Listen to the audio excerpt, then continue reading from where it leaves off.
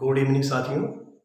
आइए एक बहुत ही महत्वपूर्ण टॉपिक के बारे में हम डिस्कशन करते हैं, जिससे परीक्षाओं में अक्सर प्रश्न पूछे जाते हैं।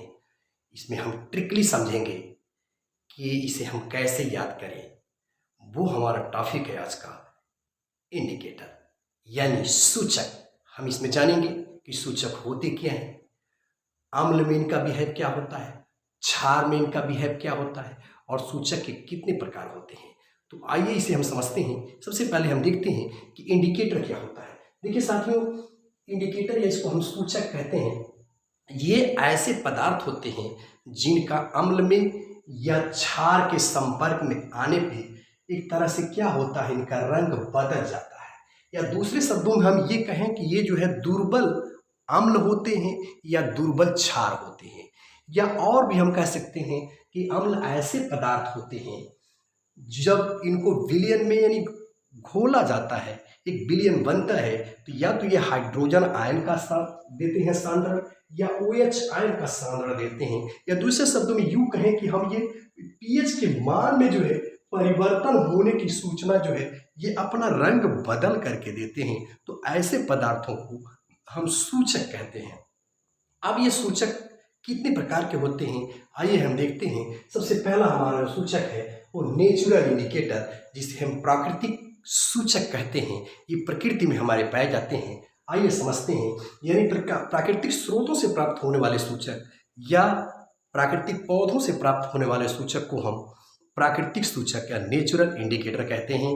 जैसे सबसे बेहतरीन जो हमारा एग्जाम्पल है जो लिया जाता है वो लिटमस पेपर होता है। हम जानते हैं कि जो लिटमस पेपर तैयार किया जाता है वो लाइकेन यानी एल्गी और फंगस के एसोसिएशन से जो बनता है, लाइकेन उससे बनाया जाता है।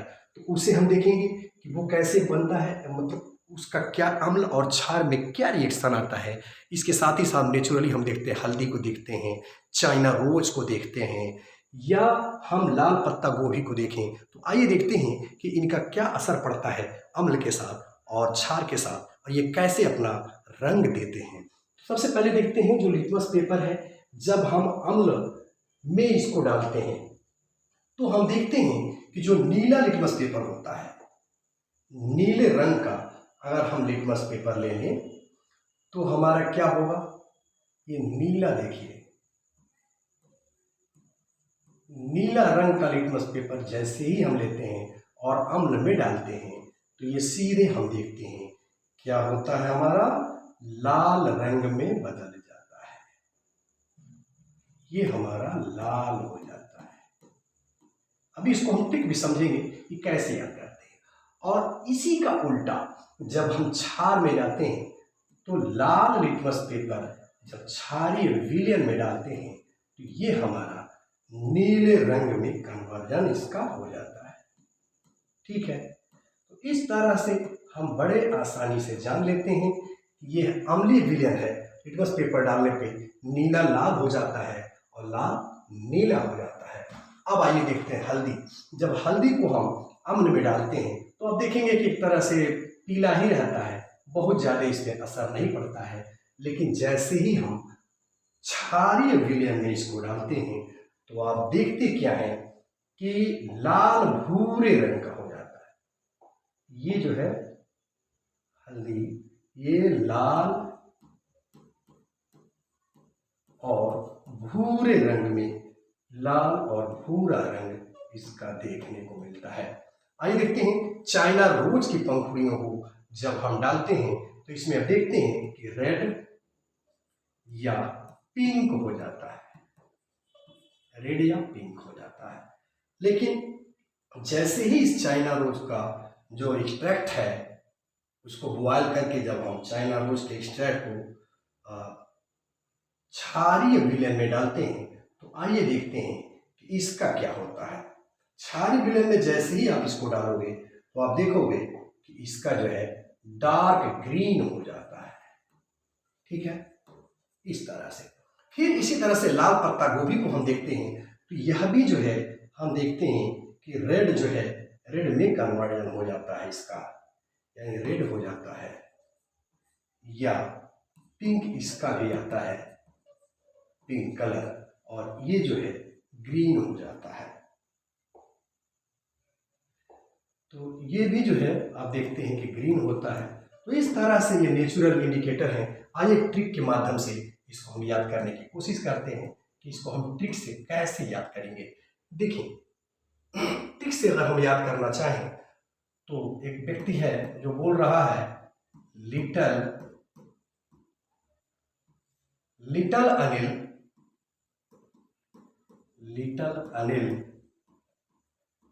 छार लाना। लिटल अनिल छार लाना। अब देखिए, इसी से हमारा याद हो गया, लिटल से हमारा हो गया लिटमस, और अ से हो गया अम्ल, और नी से हो गया नीला, और ला से हो गया लाल।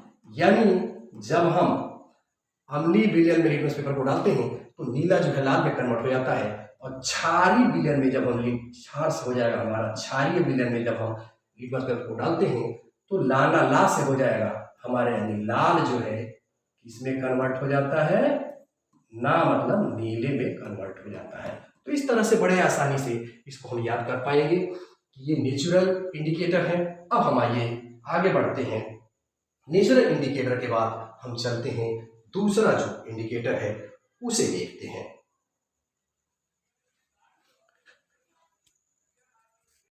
आइए अब हम देखते हैं दूसरे प्रकार का सूचक क्या है जिसे हम आर्टिफिशियल या सिंथेटिक इंडिकेटर कहते हैं। ये प्रयोगशालाओं में बनाए जाते हैं, और यानी एक तरह से कहें कि प्रयोगशालाओं में निर्मित सूचक होते हैं, और इसमें मुख्य रूप से दो चीज़ें आती हैं, एक मेथाइल ऑरेंज और दूसरा हमारा फेनाफ्थलीन। आइए देखते हैं कि इन दोनों का कलर एसिड और बेस के साथ क्या होता है और इसको ट्रिक के साथ हम कैसे याद करेंगे। देखिए, जब फेनाफ्थलीन को हम अम्लीय विलयन में डालते हैं तो वो रंगहीन होता है, लेकिन जैसे ही हम इसको क्षारीय विलयन में डालते हैं तो यह गुलाबी हो जाता है। अगर न्यूट्रल सॉल्यूशन है यानी उदासीन विलयन है तो आप देखेंगे ये रंगहीन होता है। इसी तरह से मेथिल ऑरेंज, तो मेथिल में ही यानी मेथिल ऑरेंज देखेंगे अम्लीय विलयन में लाल होता है और क्षारीय विलयन में यह पीला हो जाता है, और उदासीन विलयन जो होगा तो ऑरेंज होगा। वैसे भी थोड़ा सा दिमाग आप लगाएं तो आप देख रहे हैं कि जो मेथिल है यानी एक तरह से मेहंदी है तो हाथ में लगाई जाती है तो क्या होती है, लाल ही होती है। ठीक है, अब इसको याद कैसे करें। ठीक, देखें, अरे फिर गुलाबी मेला पीला हो गया, अरे से हो जाएगा आर्टिफिशियल, और फिर से हो जाएगा यानी फिनाफ्थलीन, और र से हो जाएगा अम्लीय विलयन में रंगहीन होता है और क्षारीय विलयन में गुलाबी होता है।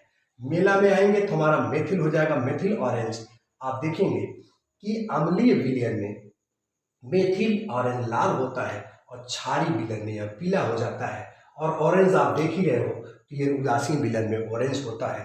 तो इस तरह से ये हमारे संश्लेषित सूचक हैं। आइए तीसरे प्रकार के सूचक को देखते हैं, जिसे हम गंधीय सूचक या गंधिक सूचक कहते हैं। ये ऐसे पदार्थ होते हैं और विशेष करके नेचुरली होते हैं कि आप देखेंगे कि इनका जो है ऑल्फैक्टरी इंडिकेटर होते हैं, यानी गंध से हम इसको गंध के आधार पर हम एसिड और बेस का पहचान कर लेते हैं।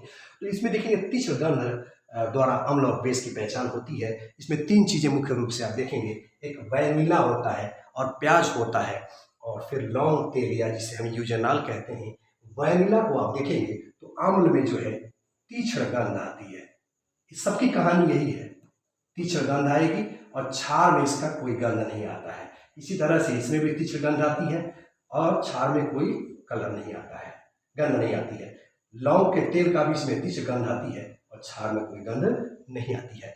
तो इसको हम शॉर्ट में कैसे याद करें, बीपीएल से याद करेंगे। जैसे बीपीएल बिलो पॉवर्टी लेवल जो लोग होते हैं, गरीब लोग होते हैं, तो गरीबों को लोग तो अक्सर गंध ही वाला मानते हैं, तो वही दिमाग में बैठा लो भैया। तो बी फॉर हो जाएगा वैनिला, और पी फॉर हो जाएगा प्याज, और एल फॉर हो जाएगा लौंग। इस तरह से हम इंडिकेटर को बड़ी आसानी से याद कर पाएंगे। मुझे उम्मीद है कि लेक्चर आपको पसंद आया होगा। इस चैनल पर आप नए हैं तो इस चैनल को सब्सक्राइब करें, लाइक करें और कमेंट करना बिल्कुल ना भूलें। Thanks for watching.